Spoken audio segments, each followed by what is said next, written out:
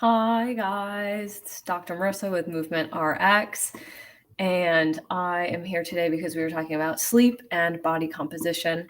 So let me make sure that I can see the chats here. Looks like we should be streaming on YouTube and LinkedIn. Okay, good. And we'll pull up the chat. Okay, so I should be able to see comments in the chat, but if I don't get to them during the session, then we'll be able to get to them afterward, and Dr. T will be in the chat as well, sometime after answering comments and questions. But okay, so what we're covering today is going to be 3 ways that sleep can improve your body composition. And I know this is a big topic for a lot of people. Whether it's weight loss or whether it's changing the ratio of fat to muscle in your body, generally in the direction of increasing muscle mass and losing fat mass, or maintaining muscle mass and losing fat mass. So we're going to talk about 3 ways that we can leverage sleep to be able to do that. And then also 2 places to start with your sleep. So quick little introduction to myself. My background is in neuroscience and physical therapy, and I've been in the CrossFit space for a while. And I'm kind of fascinated by what our body is doing in its downtime in order to make our waking time better. And so I'm kind of really interested in how we can leverage sleep to optimize every single system in our body. So whether that's physical health, gym performance, emotional well-being, relationship health, our sex lives, our work focus, our creativity. And really my dream here for everyone is for kind of the world to be bringing back free sleeping. And what I mean by that is where we give ourselves, or we give our bodies and we give our minds about 8.5 to 9 hours in bed. And we kind of let our body and our mind decide how much sleep we need, rather than kind of cutting ourselves off artificially early in the morning, kind of like taking out the wash before the cycle's done. Okay, so why are we talking about this at all? And I want you to reflect on your own sleep and see kind of where you are in the number of hours that you get versus the number of hours that we might need. And 70% of United States adults feel that they're getting less sleep than they need, right? On average, we're sleeping about 6.5 hours a night when they feel they need 7. Okay. The reality is that not all of us need 7. We need between 7 and 9. And I think a lot of people are getting by on 7 without realizing that maybe they might be somebody who needs 8, or maybe there's somebody that needs 8.5, or maybe even they're supposed to be a 9-hour sleeper, but they're getting only 7, thinking, okay, I'm getting 7, I should be fine. So I'm going to kind of go over a couple of the maybe groups of people who actually probably need more than just the bare minimum of 7. These would be somebody like, we know that women generally need between 8 and 10. If you work out, if you're an athlete, if you have fitness as part of your lifestyle, then you probably need more than just 7. If you have low testosterone, you might need more. Stressful job, stressful life, you're somebody that probably needs more than just 7. And then specific to today's topic, if you're somebody that's trying to improve your body composition, right, whether we're losing fat, building muscle, or losing fat, maintaining muscle, then sleep is going to be critical for you. So let's talk about why. We're going to talk about the 3 ways that getting better or more sleep can improve your body composition. And the very first one is really easy. It comes down to appetite regulation. And weight loss is in general, right, in a very, very high level sense, it's about creating an imbalance between the amount of calories that we're taking in, the amount of calories that we're burning. And this is going to have its roots in our appetite, because when our body signals that we're hungry, we naturally want to eat. And when it signals that we're full, we're naturally ready to kind of stop eating. But what happens is that when we are underslept, right, and I'm going to use underslept to just mean we're getting less than our body wants. But when we're underslept, our appetite hormones kind of get a little bit out of whack. And so we know that our hunger hormones can bump up a little bit. So that's boosting our hunger. And we know that our satiety hormones, are the hormones that tell us when we're full, those are a little bit lower. So we're already coming in not at a biological advantage here if we haven't been sleeping well, if we're trying to lose weight. The other thing is that when we're underslept, our cravings for really calorically dense foods bump up. So think about something that you wouldn't normally eat. Maybe it's processed foods or snacks or sweets, or like the trifecta of something really sugary and salty or fatty, where normally it doesn't seem super appetizing. When you're underslept, that same food is it's gonna be a lot more appetizing. You're gonna say, "Ooh, I'm really craving that more," and that has to do with how your brain is responding to that lack of sleep, right? Bumps up our cravings, and it kind of bumps down our satisfaction with our meals. Okay, so that was reason number one. And I have a little study that I found to support that. And it's a study, I forgot where it was done at this point, but it took overweight adults who were sleeping about 6.5 hours a night, right? That's not a crazy amount to be sleeping. It's actually pretty normal. But they took overweight adults who were sleeping 6.5 hours a night, and they just bumped them up to 8.5 hours. They said, you're going to get 8.5 hours of sleep for the next 2 weeks.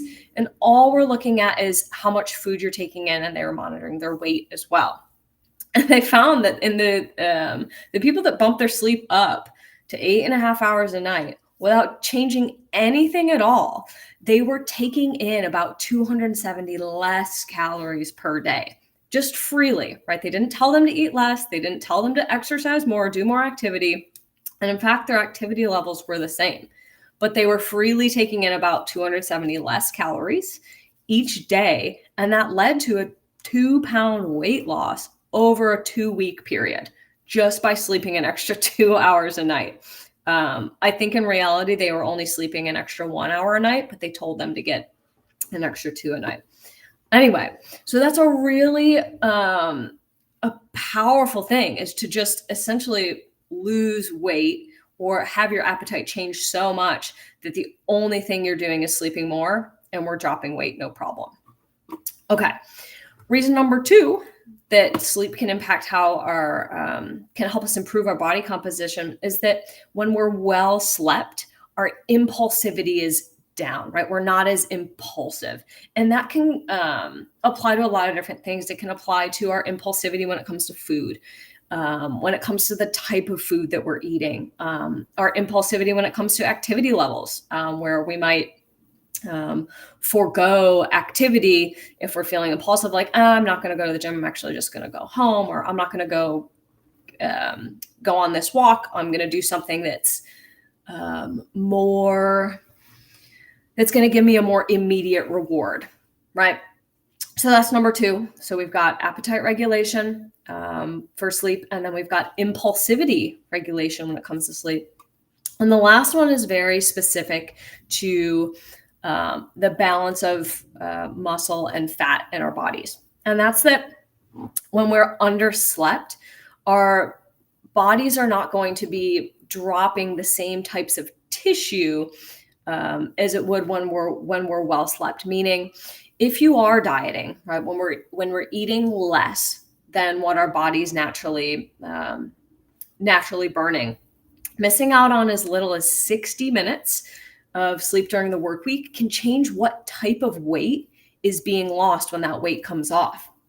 Right, so we're going to lose more lean muscle mass. We're going to lose our lean tissue, which is going to be our muscle mass, when we're not sleeping enough. Versus that proportion changes a little bit when we're sleeping really well. It's more likely that fat's going to come off versus our lean muscle mass, or versus our lean tissue or our muscle mass. Okay, and a little bit of a side note on that one. Some of that muscle is probably coming off when we're not getting enough sleep because of the ways that poor sleep is impacting our muscles' recovery and the turnover of the proteins in our muscles. So it's essentially interrupting the muscle repair process and the muscle building process. We're more likely to lose that muscle. Okay, so we've got 3 ways that sleep is impacting our body composition. And now we're going to talk about 2 places you can start, right? If you're somebody who's trying to improve your body composition and you know that your sleep is not optimized right now.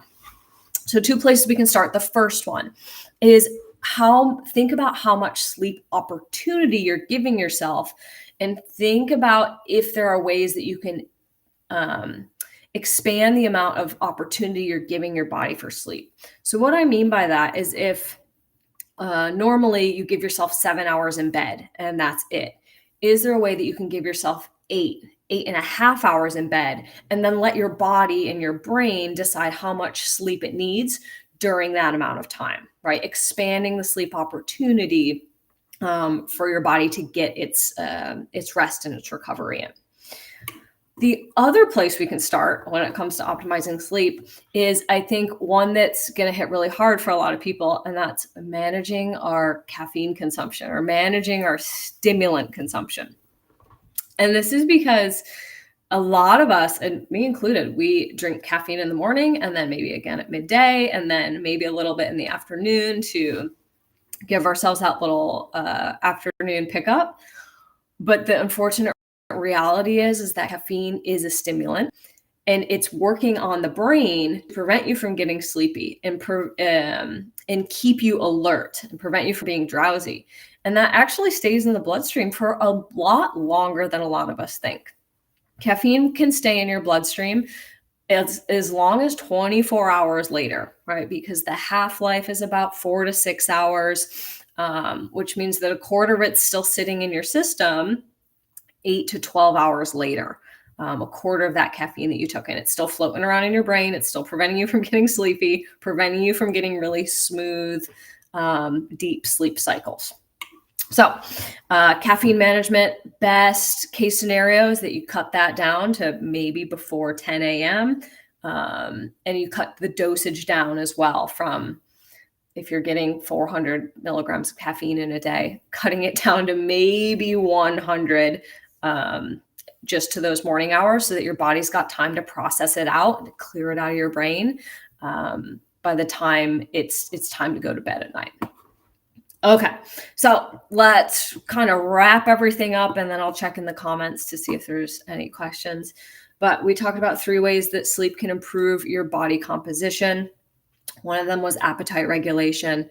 The next one was impulsivity, so tamping down impulsivity. Good sleep can do that for you. And the third one was specifically related to body composition, or what kind of weight you're losing from your body when you're slept versus when you're underslept, right? We're losing more muscle when we're underslept versus losing more fat if we're underslept, if we're well slept, sorry. Okay, so if you're interested in bringing any sort of sleep and well-being training to your organization so that you can make your well-being kind of a competitive advantage for your team, set up a call with Dr. T. You'll find her in the comments. We love bringing this type of stuff to anybody who will listen, and I just want everybody's sleep to be as optimized as it can be, so that we have a society where people are calmer and we're healthier and we're just all around better humans because we're getting more sleep. All right, I'll check in the comments. Anything? Okay, nothing in there. All right, I'll be monitoring the comments over the next I don't know, 10, 15 minutes or so and answering them. But if there's nothing for right now, guys, enjoy the rest of your Wednesday.